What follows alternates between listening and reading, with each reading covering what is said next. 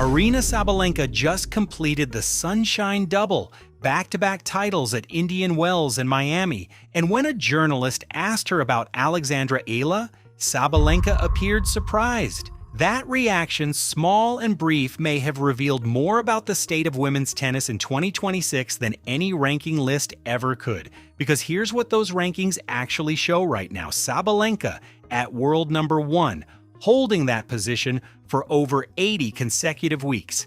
Eala at world number 45, ranked below dozens of players most casual fans couldn't name. And yet tournament directors, former world number 1s, and the sport's most respected voices are all circling the same question. Not whether Sabalenka is dominant, she is, but whether dominance and drawing power have quietly become two entirely different things in professional tennis. I saw the other day with Alex Eala, that's been a talk, and which is understandable. There's some players coming from respective countries, like she's coming from Philippines, which is now a big deal. She's been the biggest ever, tennis player from that country, which is a big country, and there's a big interest. So things like that happen. I mean, you could argue that it was, maybe a poor schedule, and maybe they could schedule them on a bigger court. Yes, but again, she's so young and she's just coming through. So and obviously the first couple rounds, the schedule is so packed. The big courts with big names, it's difficult. It's not easy to manage that. But again, it's a good problem to have, to be honest. This was definitely one of the bigger Filipino turnouts. Also, New York was huge. It was tough because it also depends what court you're on. That you feel the noise and things. I would say the top 2 so far have been Melbourne and New York. In January 2026, at the National Tennis Centre in Melbourne during the Australian Open, Alexandra Eala finished a routine outdoor practice session. No dedicated security detail had been assigned to her, standard protocol for a player at her ranking. As Eala tried to leave the court alongside her father and coach, a massive crowd surged forward. She was pushed backward against a concrete wall by the sheer momentum of the crowd. Eala, her father, and her coach had to shout at fans just to get enough space to move. That's not how you describe a player ranked 45 in the world. That's how you describe an icon. That same month, Aryna Sabalenka was building toward the dominant season that would eventually produce the Sunshine Double, a feat no one had accomplished since Iga Swiatek in 2022. Sabalenka's game, built on aggressive baseline power and one of the most punishing ball-striking arsenals on the WTA Tour, had never looked sharper. While Sabalenka was winning matches, Eala was stopping crowds, and in 2026, those are no longer the same thing.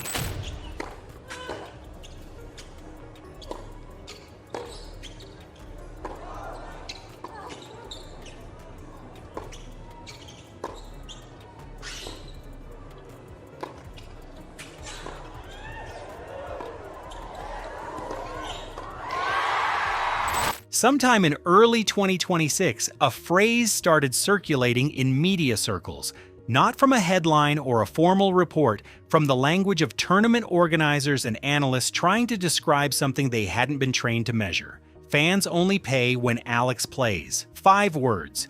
But inside those 5 words is one of the most significant economic shifts the WTA Tour has seen in years. Because that phrase isn't describing a champion, it's describing a draw. And in professional sports, those two things have always been assumed to be the same person.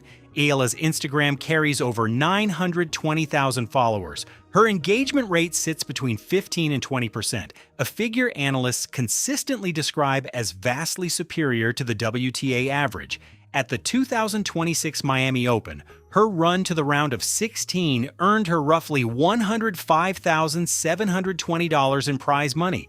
But the crowd revenue, the broadcast interest, and the ticket demand around Eala's matches in Dubai, Doha, and Melbourne, none of that fits neatly into a prize money table. Coco Gauff, ranked number 3 in the world, acknowledged it directly. Gauff said she's happy that Eala is bringing a new demographic to the sport when the world number 3 publicly affirms the drawing power of the player ranked 45. That's not a footnote anymore.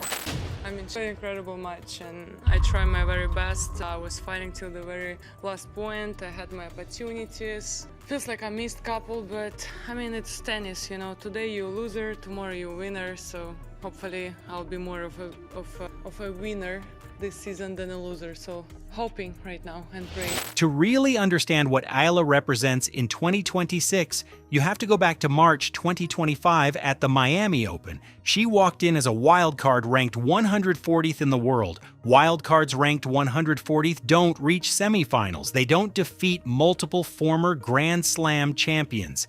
Eala did both, including a win over Iga Swiatek, a multi-time major winner who had herself held the world #1 position. That Miami run transformed Eala from a promising junior talent into a cultural phenomenon across the global Filipino diaspora, one of the most geographically spread sports fan bases on the planet. Sports analysts in the Philippines reached for the most powerful comparison they had. They put her drawing power alongside Manny Pacquiao, the multi-division boxing champion widely regarded as one of the greatest and most famous sports icons in Asian history. That comparison is not made casually, and it is not made about a player ranked 45 under normal circumstances. But the full picture goes even further. Eala has graced the cover of Vogue. She was named the Philippine Sports Writers Association Best Athlete of the Year. The first Asian tennis player in history to win the award, she served as the national flag bearer at the 2025 Southeast Asian Games. These aren't the credentials of an athlete still searching for an identity. These are the credentials of someone her nation has already decided is a symbol. Of course, I see some of the things, but for some reason, I see more negative than positive about myself. So I try not to really look deep, and whenever I see my picture or something about myself, I go to the next one, because I don't know, like sometimes people just being rude and mean, like to all of us, and I feel like it just doesn't really worth reading. Andy Roddick has been part of professional tennis for over 25 years, first as a former world #1, now as one of the sport's most trusted media voices. After interviewing Eala on his podcast Served, Roddick said something worth sitting with. He said, at 43 years old, having spent a lifetime in the game, that there was no way he could ever have been as pragmatic or as self-aware as Eala. Especially, he said, in the eye of a popularity storm and the weight of responsibility that comes with it. He called her a trailblazer from her country. He called her a gift to tennis. A former world #1 saying a 20-year-old at ranking 45 carries more composure than he ever did at her age. That's not a throwaway compliment. Greg Rusedski, former British #1, reached his own conclusions independently. Rusedski said Eala moves exceptionally well, competes incredibly well, and thinks tactically in ways that stand out given everything resting on her shoulders. Then he went further, projecting that Eala could possibly crack the top 10 this year because of how strong she is mentally and tactically. And on the Nothing Major podcast, Sam Querrey, Steve Johnson, and John Isner debated whether Eala had genuinely become the biggest draw in women's tennis. 3 separate platforms, 3 separate analytical lenses. One name kept coming up. And that's when things really shifted. The same 2026 season that produced the Melbourne security incident, the Pacquiao comparisons, and the Roddick interviews also produced 3 specific scorelines that deserve the same level of attention.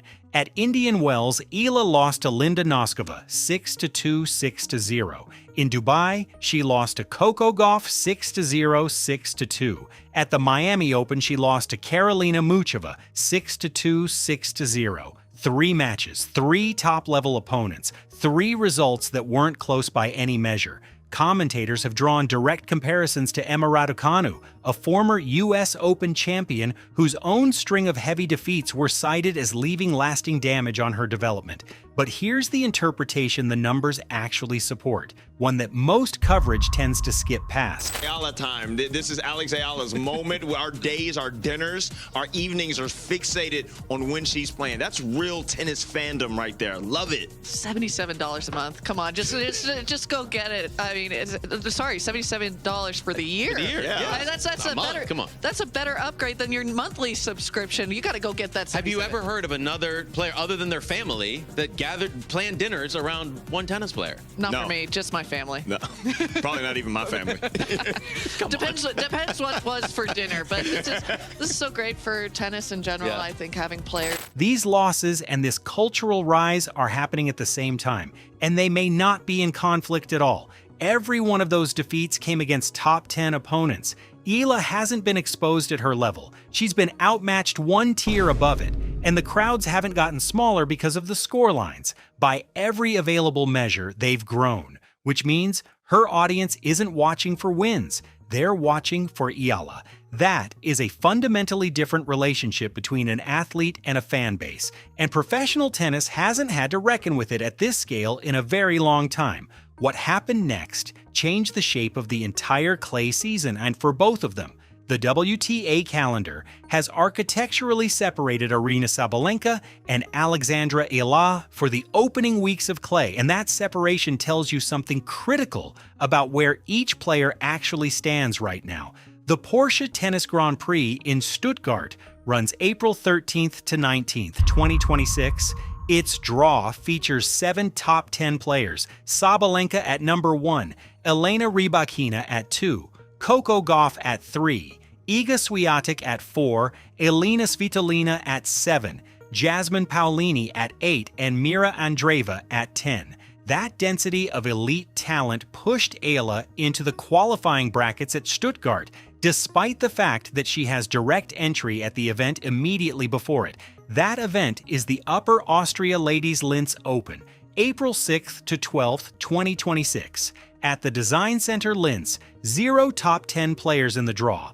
The highest-ranked competitor entered is Ekaterina Alexandrova at world number 13, and Eala is in the main draw directly. There's one more layer to this. The Linz Open is being played on clay for the first time in its 38-year history. The tournament was founded in 1987 on indoor hard courts. Champions of that event have included Lindsay Davenport, Justine Henin-Hardenne, Amelie Mauresmo, Maria Sharapova, and Anna Ivanovic.